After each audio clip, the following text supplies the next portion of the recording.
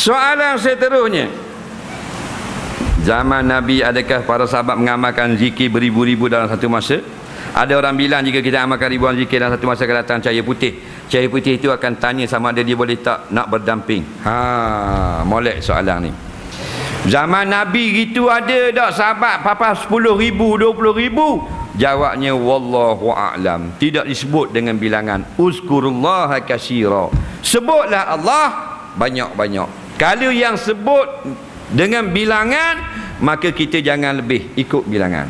Kalau lebih tak afdal. Contoh bilangan tadi, Nabi kata barang siapa sebut lepas mayang 33 kali salasin wa salasin 33 kali, bila situ dipanggil isim adat. Bila sebut adat, bila sebut bilangan, jangan kurang, jangan lebih. Tapi zikir yang tak sebut bilangan, ma aksaru fa'la aksaru sawaba. Lebih banyak sebut, lebih banyak pahala. Contoh ayat uzkurullah, sebutlah Allah. Ayat lain fazkurullah katsira, sebutlah Allah banyak. Maka bila banyak, 1000 lebih baik daripada 900. 9,000 lebih baik dari 8,000. 2 lebih baik daripada 1. 1 kali lebih baik pada tak berzikir. Faham tak lagi? Kemudian ada orang kata kalau kita berzikir beribu-ribu kali, malam-malam dia mari cahaya putih.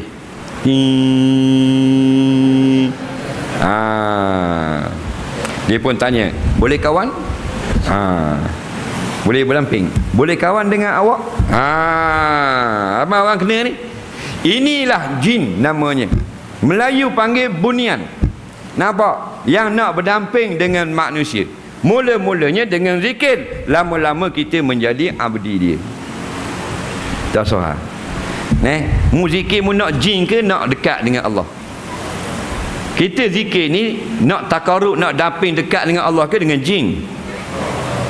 Tak payahlah jin. Kalau nak jin, beli seluar jin je pakai. Faham tak? Cukup dah. Tak payah dengan kepala-kepala jin. Seluar je kita pakai. Okey, faham? Sebab mu akan jadi dekat dengan jin, jauh dengan Allah. Pilih. Kita nak dekat dengan Allah. Tak payah. Cahaya-cahaya ni bukan benda yang baik. Faham tak lagi?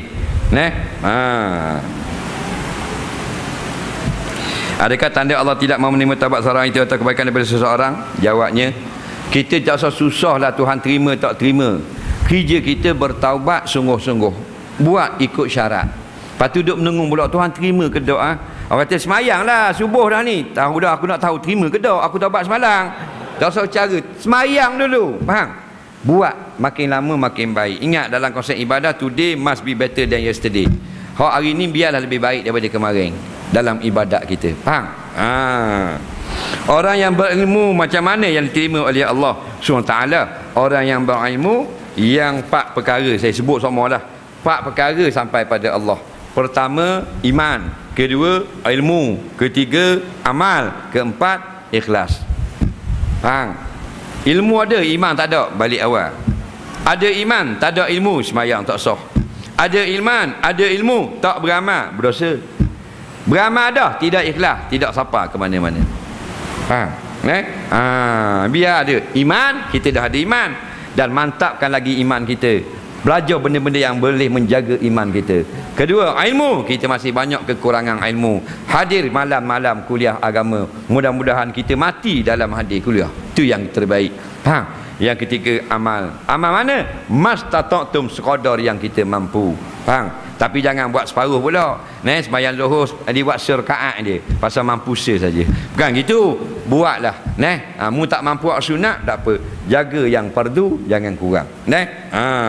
Yang akhir sekali, ikhlas, mukhlishina lahuddin. Kerana ramai orang yang beribadat tidak ikhlas. Walaupun besar serebang dia, Tuhan tak terima semayang dia. Kerana dia menunjuk-nunjuk, mencari kepujian di tangan manusia.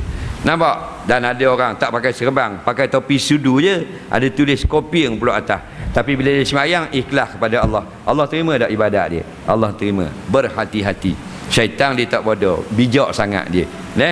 Soalan seterusnya, macam mana nak besarkan anak? Tu tanya juga. Supaya anak jadi soleh solehah. Kalau terlampau menanja akan jadi degil. Allah jadikan dalam rumah tangga kita ada dua, satu kerah, satu lembek. Siapa lembek? Isteri. Siapa kerah? Suami. Jadi adun ni dua, kerah campur lembek, jawabnya jadi sederhana. Jadi sederhana itulah yang Nabi suka. Khairul umur awsatuha. Sebaik-baik pekerjaan sederhana. Jangan kerah sangat, jangan lembut sangat dengan anak-anak. Sederhana.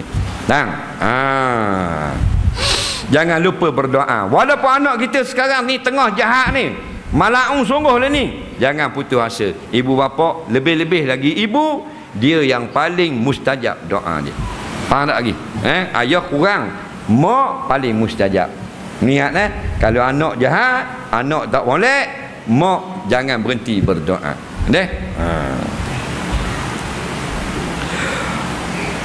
Ustaz, isteri saya degil, macam mana nak kasih dia dengar cakap? Macam mana aku nak jawab? Isteri aku pun degil juga. Faham tak? Orang perempuan ni kena faham lah. Nabi kata dia ni ada masalah sikit orang perempuan. Bukan kata orang lelaki tu sempurna. Orang lelaki dia ada masalah juga tempat lain. Tapi bila orang perempuan ni memang kalau bab degil, biasalah. Dia banyak mulut, suka nak kontrol suami, suka belanja, suka jalan-jalan, suka mengumpat. Betul tak? Banyak komen orang, banyak komplain. Memang orang perempuan gitulah. Melawang cakap suami, memang. Tak pelik, normal. Yang peliknya isteri dia dengar cakap, tak melawan, tak suka jalan-jalan, benci shopping. Tu pelik. Tu baru pelik. Faham tak lagi? Jadi tak pelik. Takat degil tu biasa. Bini aku pun degil juga. Kita khabar okey. Tak buat juga. Orang puang bahasa dia dah. Tapi dia ada kelebihan kot lain pula. Melahirkan anak, membesarkan anak, menyusukan anak. Meraja tak susu anak? Tak ada susu, tak keluar. Dahaga gitu anak. Faham tak? Jadi tugas Tuhan waktu molek dah. Jadi kalau dia degil, kita khabarlah, janganlah buat. Jangan buat. Kenapa dia buat? Kata-kata dia keluar rumah tak pakai tudung. Kita khabar dah, keluar juga tak pakai tudung. Kita kata tadi keluar tak pakai tudung, berdosa tu. Saya tegur dah. Jadi akhirat saya dah tanggung dosa awak ni. Nanti esok lain kali pakai tudung, tutup aurat. Teruskan tarbiyah. Jangan keras sangat dan jangan tak kata langsung. Tak boleh. Kerana kullukum ra'in wa kullu ra'in mas'ulun an ra'iyati. Tiap-tiap kamu suami akan ditanya di akhirat nanti hal isteri kamu itu. Soalan seterusnya, boleh tak seorang ibu wasiatkan harta supaya tidak diberikan kepada anak laki-laki yang sepanjang hidupnya derhaka kepada ibu bapanya? Kerana dia yakin anaknya akan menggunakan harta itu untuk buat maksiat. Dia ada seorang anak laki-laki ni derhaka. Jadi mak dia tu wasiat, kalau aku mati, harta aku ni tak boleh bagi kepada anak aku ini yang sulung. Contoh, sah tak wasiat gitu? Tidak sah. Kerana dua jenis anak saja tak makan harta pusaka. Yang pertama, anak itu murtad, wal iyazabillah. Yang kedua, anak itu membunuh mak yang tuan punya harta. Lain pada tu, derhaka pun dapat, isak dadah pun dapat, hak pil kuda pun dapat. Cuma kerajaan atau pihak berkuasa, bila dia ni menggunakan perkara yang tidak baik, hartanya itu boleh ditahan. Dapat tetap dapat. Macam orang gila, dapat juga saka. Faham? Kalau sejuta lah, 1000 lah, walaupun gila. Pakai seluar atau kepala, stokeng pakai kat jadi underwear. Tak ada kira, harta dapat ke dia. Cuma pihak berkuasa jangan beri sejuta tu pada orang gila. Habis licin, dia lipat buat jet, lepas kot pelik, piung. Lipat buat jet, lepas kot pelik, penuh bawah pelik orang. Faham? Jadi beri sekadar dia nak makan. Begitu juga dengan orang yang buat maksiat ini. Faham? Tetap dapat, tapi tak boleh nak belanja semua selagi dia tak berhenti perkara yang jahat itu. Soalan seterusnya, Boleh tak kita tunduri tahlil lepas jenazah selamat dikebumikan? Baik. Dengar molek-molek. Masalah makan di rumah yang berlaku kematian. Faham lah ni ya? Dia ada dua. Pertama, ketika mayat belum dikebumikan. Yang kedua, lepas ke bumi. Yang pertama, mayat belum ke bumi, orang tu sibuk nak mandi, nak kapan. Hanya orang tuan rumah dan anak-anaknya saja boleh makan di rumah itu. Adapun jiran-jiran yang datang ziarah, jika dipelawa oleh tuan rumah, baru boleh makan. Dah dengar kata dalam Facebook kata kalau ada mayat atas rumah kita tak boleh makan. Tu mengarut. Mengaji tak habis. Sibuk nak mengajar. Nak. Dia ingat dia mengaji 4 tahun BA honor tu, dia boleh mengajar, dia kena ada hukum fiqh. Belajar lama-lama sikit biar 25 tahun, 30 tahun. Mayat ada di rumah, kita pergi ziarah, haram kita kata kepada tuan rumah, buatlah makanan, kami lapar ni, kami datang jauh. Haram, kerana menyusahkan tuan rumah. Tuan rumah takkan tak buat air dahaga ni? Haram, menyusahkan tuan rumah. Tapi kalau tuan rumah hidang, boleh makan. Ni hukum ni kita tengok fiqh 4 mazhab, 150 buah kitab sekurang-kurang ni. Bab makan ni. Sebab bila orang kesusahan nak menguruskan mayat, Nabi suruh kita bantu dia ringan beban.